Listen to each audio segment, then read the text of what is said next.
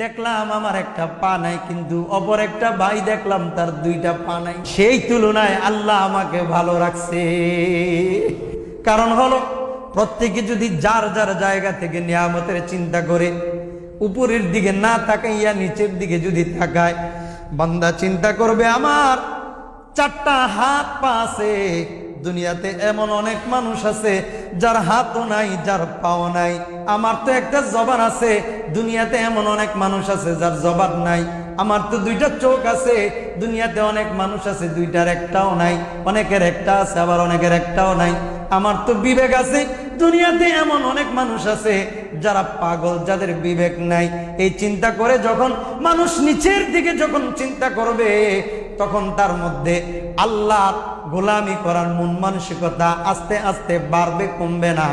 আর যদি বান্দা চিন্তা করে আমার আছে 1000 টাকা, অন্য জনের আছে 5000 টাকা, তখন বান্দা চিন্তা করবে 5000 টাকা কেমনে কামাই করা যায়।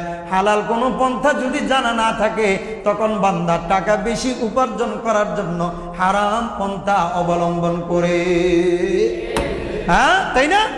উপরের দিকে তাকাইলে যত মানুষ হারাম দিকে গেছে, কেউ নিচের দিকে তাকায়া যায় নাই, উপরের দিকে তাকায়া গেছে। দেখেন, আমার বাইরে এত আছে, আমার এর চেয়ে বেশি লাগবে।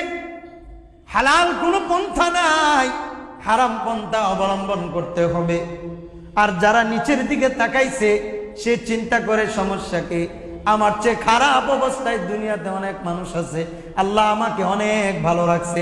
এই জন্য কিতাবের মধ্যে আসছে না, একজন নামাজ পড়তে আসছে, মসজিদ থেকে বের হয়ে গেছে, আবার নামাজ পড়তে আসবে, বলে তার পায়ে জুতা নাই, এই কারণে কষ্ট হচ্ছে তার মসজিদের দিকে আসতে।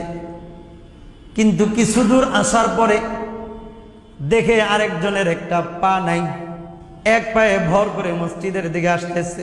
তখন সে উচ্চ স্বরে আল্লাহর শুকরিয়া আদায় করে বলে, আলহামদুলিল্লাহ, ও দয়ার মালিক, আমার থেকে জুতা তুমি কেড়ে নিয়ে গেছো, আর আমার অপর একটা ভাইয়ের তো একটা পায়ে নাই, তুমি তো আমার জুতা নিছো, পা নেও নাই।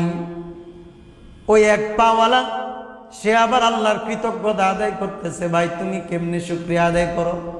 বলে, আমি আসার পথে দেখলাম আমার একটা পা নাই, কিন্তু অপর একটা ভাই দেখলাম তার দুইটা পা নাই। সেই তুলনায় আল্লাহ আমাকে ভালো রাখছে। তাহলে সেই তুলনায় আমরা অনেক ভালো অবস্থানে আছি। আলহামদুলিল্লাহ বলেন, আলহামদুলিল্লাহ। তো বলতেছিলাম, আল্লাহ তাআলা মুমিনদেরকে ডেকে আল্লাহ তাআলা বিভিন্ন আদেশ দেন।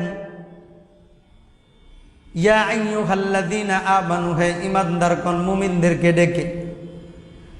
তাওরাতের মধ্যে ডাকতেন ইয়া আইয়ুহাল মাসাকিন, ওই যে আল্লাহ